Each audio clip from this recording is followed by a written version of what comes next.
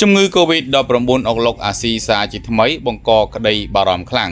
ប៉ុន្មានខែចុងក្រោយនេះគេឃើញថាជំងឺ COVID-19 បានរើឡើងសារជាថ្មីដោយបង្កឆ្លងខ្លាំងនៅតាមប្រទេសមួយចំនួនក្នុងទ្វីបអាស៊ីជាពិសេសវាជំរុញឲ្យមេរោគបំផ្លែងថ្មីតែម្ដងថៃស្ថានភាពឆ្លងរាលដាលជំងឺ COVID-19 រលកថ្មីកំពុងវាយលុកខ្លាំងដោយរយៈពេលត្រឹមមួយសប្តាហ៍ប៉ុណ្ណោះពលគឺគិតចាប់ពីថ្ងៃទី11ដល់ថ្ងៃទី17ខែឧសភាមានមនុស្សឆ្លងរហូតដល់33,030ករណីខណៈគ្រាន់តែរាជធានីបាងកកមានអ្នកឆ្លងទៅដល់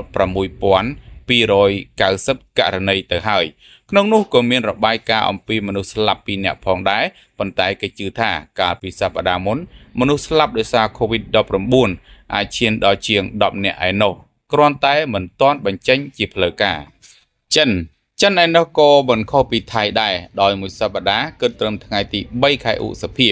ករណីឆ្លងហាក់ឡើងសឹងទ្វេដងបើធៀបនឹងរយៈពេលដូចគ្នាទៅនឹងសប្តាហ៍មុនប៉ុន្តែយ៉ាងណារដ្ឋាភិបាលទីក្រុងប៉េកាំងមិនបញ្ចេញរបាយការណ៍ជាក់លាក់ឡើយទោះបែបនេះគេបារម្ភថាវាអាចជាសញ្ញាថាចិនប្រហែលស្ថិតនៅលើផ្លូវឈានទៅរកការផ្ទុះជំងឺដូចទៅនឹងកាលពីរដូវក្តៅមុនហុងកុង COVID-19 បានក្លាយជាប្រធានបទដែលគេត្រូវយកចិត្តទុកដាក់ជាថ្មីដោយបើយោងតាមមជ្ឈមណ្ឌលគ្រប់គ្រងនិងបង្ការជំងឺ CDC ក្នុងសប្តាហ៍គិតត្រឹមថ្ងៃទី3ខែឧសភាអត្រាមនុស្សកើតជំងឺផ្លូវដង្ហើមបានឈានដល់កម្រិតខ្ពស់បំផុតក្នុងឆ្នាំនេះដោយក្នុងនោះមាន31នាក់មានស្ថានភាពធ្ងន់ធ្ងរសង្ហបុរីក្រសួងសុខាភិបាលសង្ហបុរីបានចេញរបាយការណ៍អំពីការឆ្លង COVID-19 28% ស្មើនឹង 14,200 ករណី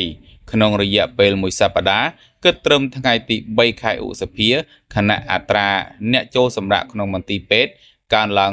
30% ដែលជំរុញខ្លាំងដោយមេរោគបំផ្លែងថ្មីឥណ្ឌាត្បិតមិនធ្ងន់ធ្ងរតែជាក្តីបារម្ភបន្ទាប់ពីក្រសួងសុខាភិបាលប្រកាសការឆ្លង93ករណី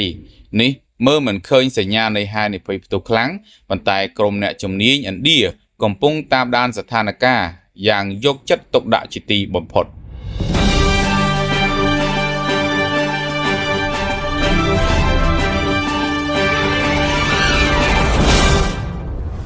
ប៉ូលីសថៃចាប់ជនជាតិខ្មែរ3នាក់ពេលកំពុងតយ៉ានៅខេត្តស្រះកែវប៉ូលីសស្រុកអារ៉ាញ់ខេត្តស្រះកែវប្រទេសថៃ